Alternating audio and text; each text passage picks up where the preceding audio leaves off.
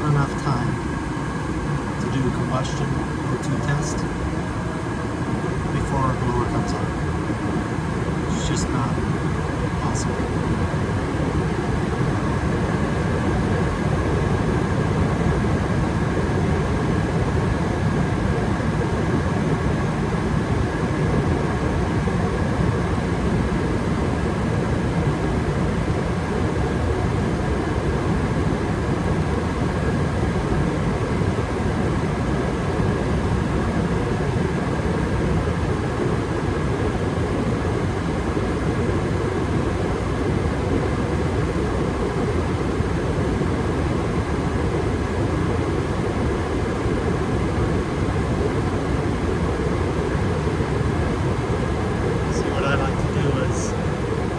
See these numbers stabilize out. Temperatures should stop rising. I know that it's in a steady state. So once all this is stabilized out, which it's pretty close to already, but once it's already stabilized out, that's when I'll start to do the testing.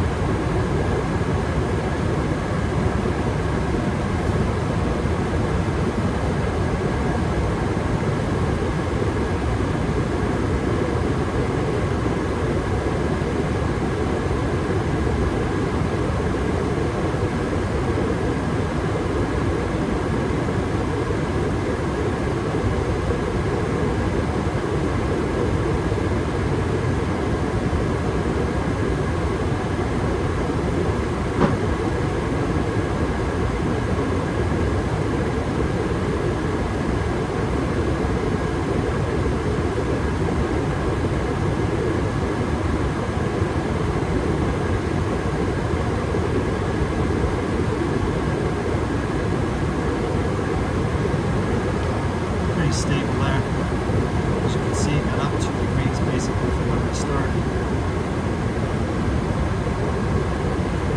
It's come down just a little bit. It's fluctuating between 18 and 20. So it's pretty stable at this point. That's really only 4-minute run time. I'm going to let this furnace run a good 6, 7, 8 minutes to ensure that everything's pumping still. Pull the power off if I can. Oh.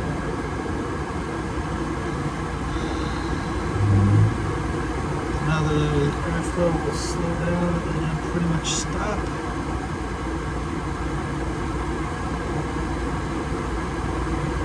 Normally I would have printed this off.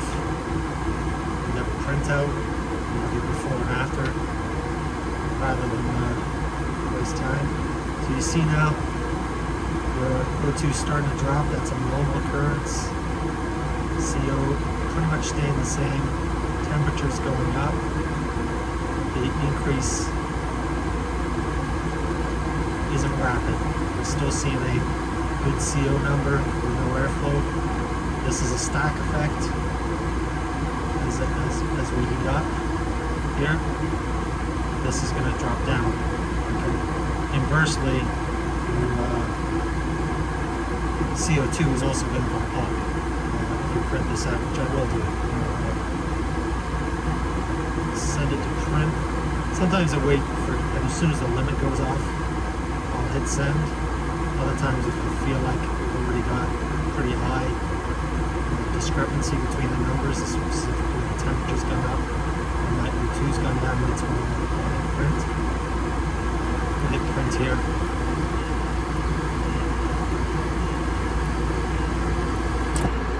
The oil limit just went off. I'm just going to reestablish lower.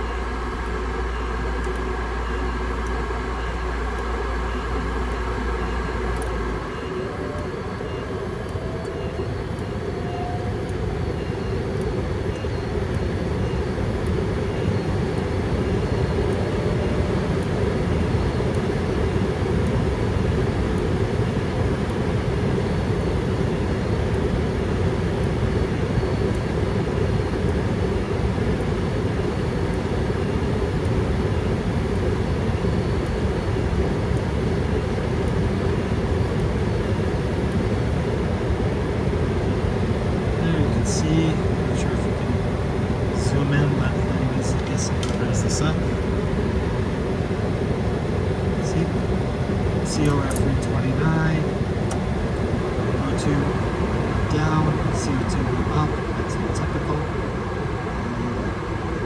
What I'm actually going to do is I'm going to let this fire up.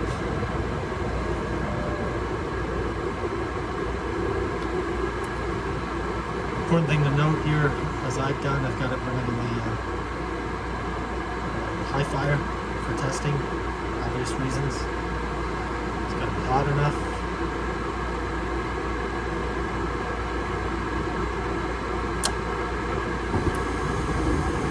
This is the other reason I don't like having my probe in the very beginning, right off to the this O2 will spike right up. See? It's another reason why you can't do the O2 testing right away, because in order to do that you would have to have your probe in so early that the potential of damaging your probe is pretty high.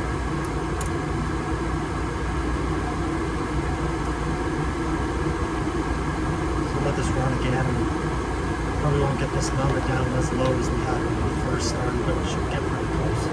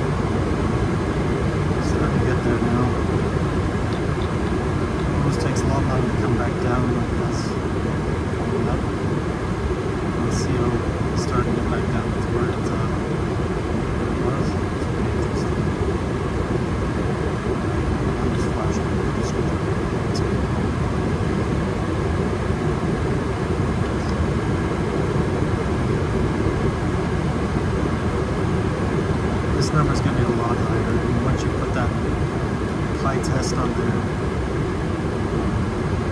this may have been where it actually got to. We had it run for quite a while in steady state. That number, the temperature number, probably would go back and come up to there. You can see this number is pretty close. I think 8.1 before, something like that. 21, 101, 102, something like that. So I'm okay with that. So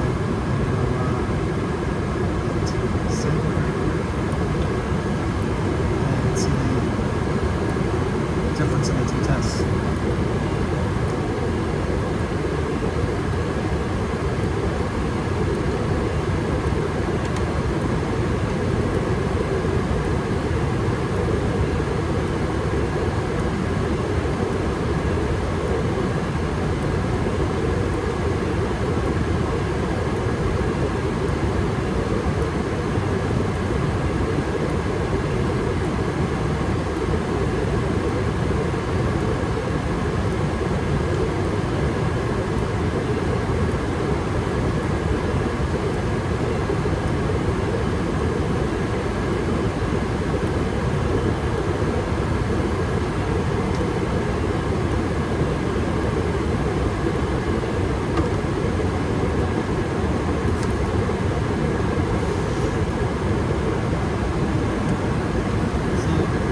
See, that's nice numbers there for O2, CO2. A few temps down, efficiency goes up. Like I say, your